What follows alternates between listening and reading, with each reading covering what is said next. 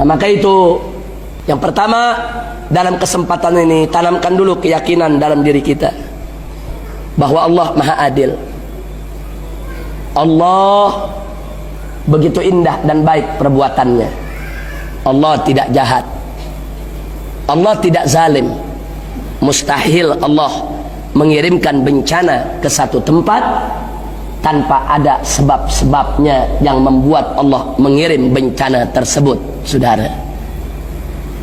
Nah, baiklah, setelah panjang lebar saya sampaikan sedemikian rupa, kemudian sekarang muncul pertanyaan, lalu kenapa harus Aceh? Ada apa dengan Aceh? Aceh kan Serambi Mekah, Aceh kan Nanggro Aceh Darussalam. Aceh itu kan satu-satunya provinsi di Indonesia yang telah diizinkan oleh pemerintah Republik Indonesia untuk menjalankan syariat Islam. Disetujui oleh presiden, oleh parlemen, setuju Aceh menerapkan syariat Islam. Aceh penduduknya 100% kaum muslimin.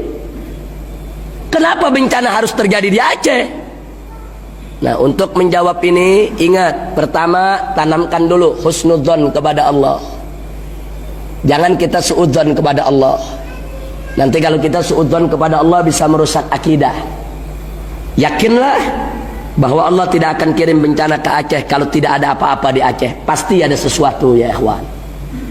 Nah, karena itu saya dengan 1.300 relawan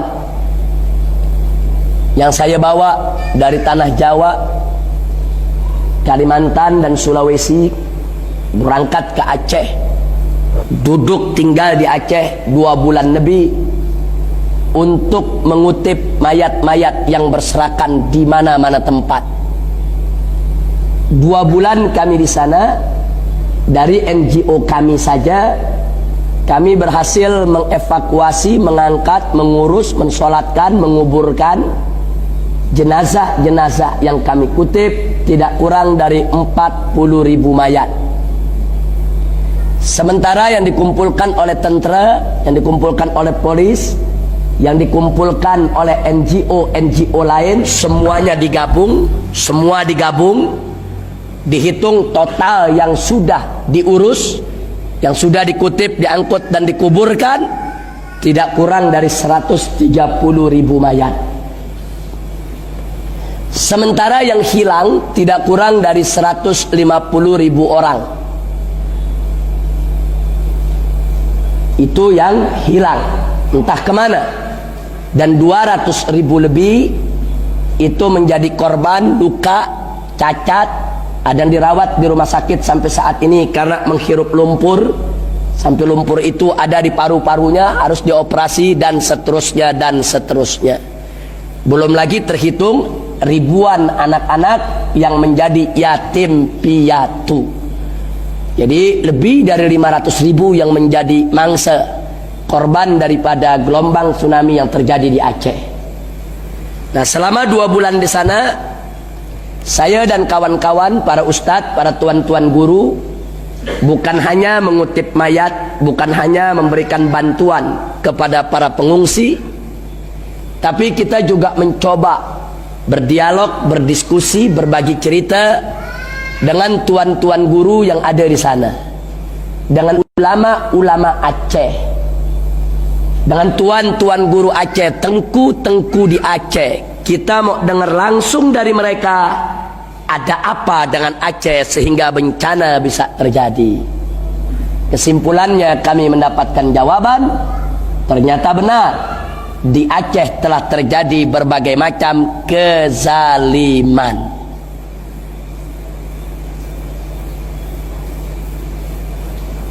Memang Aceh diberikan syariat, tapi pada saat yang sama ada pihak-pihak tertentu yang sengaja berupaya untuk membuat Aceh tidak berjaya menerapkan syariat Islam. Jadi mereka berupaya bagaimana supaya syariat Islam tidak berjaya di Aceh.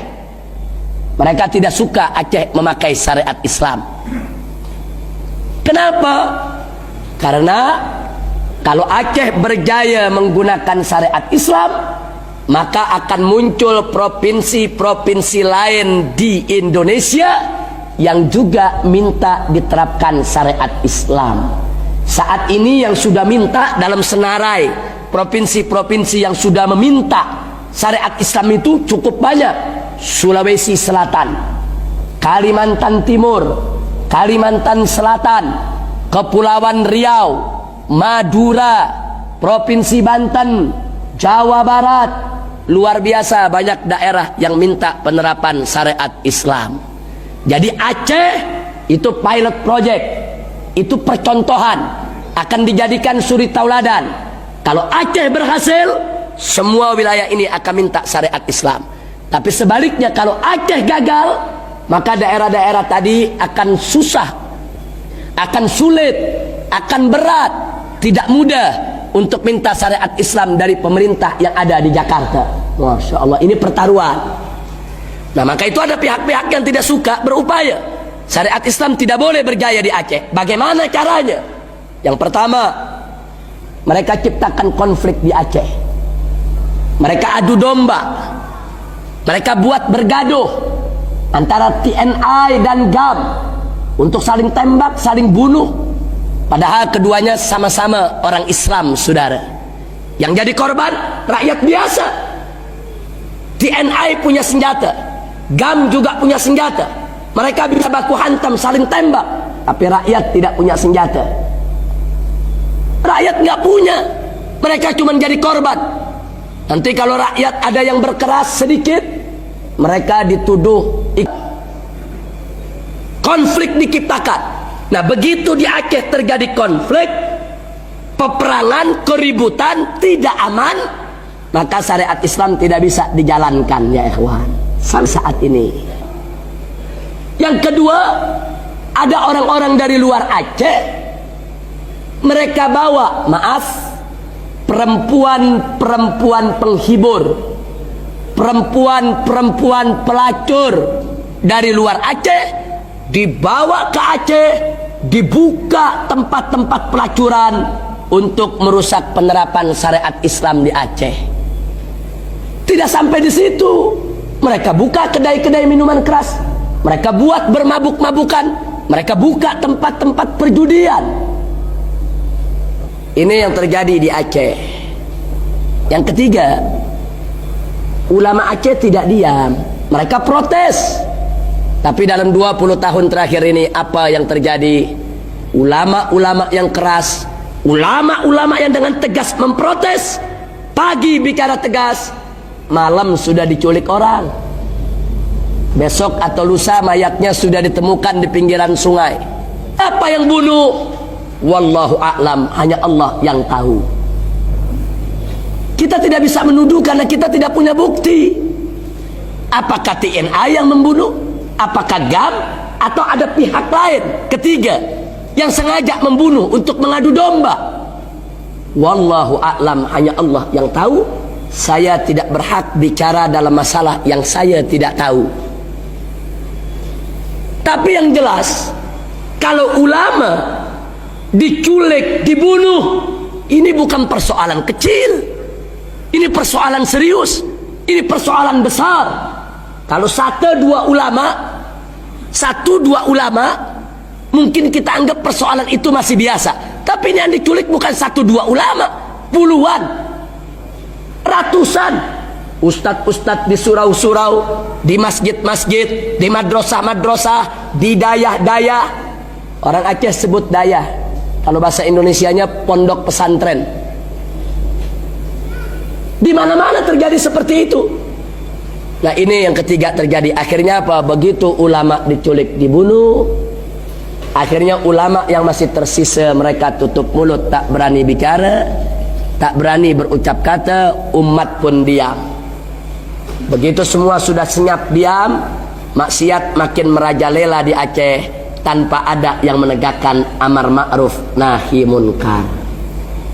Itu persoalannya yang ada di Aceh. Karenanya jawaban kita, kenapa harus terjadi di Aceh? Pertama, Aceh adalah serambi Mekah. Nanggro Aceh Darussalam. Demi Allah, Allah tidak akan ridho, Allah tidak ridho suatu wilayah yang disebut Serambi Mekah, Nanggro Aceh Darussalam, yang disebut sebagai wilayah syariat, tahu-tahu dirusak oleh maksiat, dikotori oleh tangan-tangan jahat. Allah tidak ridho. Maka itu Allah kirim bencana ke Aceh. Artinya apa? Dengan bencana tersebut Allah ingin menyamak semua kemaksiatan yang ada di Aceh. Allah ingin bersihkan Aceh dari segala kemaksiatan dan kemunkaran. Buktinya tempat-tempat maksiat di Aceh rata semuanya. Masya Allah. Jadi Allah yang turun tangan. Ini wilayah syariat, ini Serambi Mekah. Oh, kau mau coba-coba kotori dengan maksiat, Allah kirim tenteranya, Allah kirim gelombang tsunami, disamak Aceh, dikuliti, dibersihkan. Masya Allah. Itu jawaban yang pertama. Yang kedua, Allah pernah berfirman dalam hadits qudsi. Apa kata Allah? Man adali waliyan faqad adzantuhu bil harbi. Barang siapa yang mengganggu aku punya wali, kata Allah, maka niscaya aku umumkan kepada orang tersebut bil harb, dengan peperangan. Masya Allah. Saudara, Allah mengumumkan perang kepada siapa saja yang mengganggu wali Allah. Siapa itu para wali Allah di atas muka bumi ini? Para wali Allah adalah ulama-ulama yang soleh, ulama-ulama yang istiqamah, ulama-ulama yang tidak menjual agamanya dengan dunia, ulama-ulama yang tidak bisa dibeli dengan urusan dunia, ulama-ulama yang lurus, ulama-ulama yang takut kepada Allah subhanahu wa ta'ala. Nah, saya yakin di antara ulama-ulama yang diculik, dibunuh di Aceh, ada sebagian mereka memang wali Allah. Allah cinta mereka, Allah sayang mereka, dan Allah tidak ridho mereka diganggu, diculik, dibunuh. Allah sudah berikan waktu buat ulama lain untuk bicara, protes. Allah berikan sedikit waktu, 10-20 tahun, untuk umat Islam di Aceh memperbaiki diri, untuk memprotes kalau ulamanya dibunuh. Tapi karena mereka semua sudah diam, mereka semua sudah ketakutan, mereka semua sudah diteror, Allah yang turun tangan. Allah kirimkan tsunami. Mana itu yang menculik ulama? Mana itu yang membunuh ulama? Mana itu mereka yang punya senjata? Mana itu mereka yang menakut-nakuti umat, yang membunuhi ulama? Mana? Digulung semua oleh gelombang tsunami. Masya Allah. Nah, jadi sekali lagi jelas bagi kita bahwa gelombang tsunami yang terjadi di Aceh ada sebab, bukan tidak. Nah, karena itu saya dan kawan-kawan yang kebetulan tinggal di Jakarta, kami sudah kirimkan message, pesan kepada presiden kami yang kami cintai, yang kami hormati. Kami sudah ceritakan ini semua. Kami minta kepada Bapak Presiden kami untuk segera memperbaiki situasi di Aceh. Dalam arti kata, jangan hanya cuma membangunnya saja. Datang dari luar membantu bangun Aceh, buat jalan, bikin sekolah, tidak cukup. Akan tetapi yang harus diperbaiki adalah Aceh harus tetap menjadi Serambi Mekah, dan Aceh harus tetap diberikan kesempatan menjalankan syariat Islam. Dan ini sudah direspon oleh Bapak Presiden, dan beliau sudah memberikan pernyataan Aceh harus tetap menjadi Serambi Mekah. Dan beliau berjanji untuk menyelesaikan Aceh secara baik. Tinggal bagaimana nanti kami selanjutnya lebih mendorong lagi agar seluruh ulama di Indonesia memperhatikan Aceh. Tidak boleh lagi ada ulama Aceh yang diculik atau dibunuh oleh siapapun. Kita tidak peduli apakah TNI, apakah itu GAM, apakah itu pihak lain. Tidak boleh dibiarkan mereka untuk mengganggu ulama kaum muslimin. Nah, ini kewajiban kita bersama. Karena kalau ini tidak di stop dari sekarang, saya yakin bencana akan terulang lagi di mana tempat.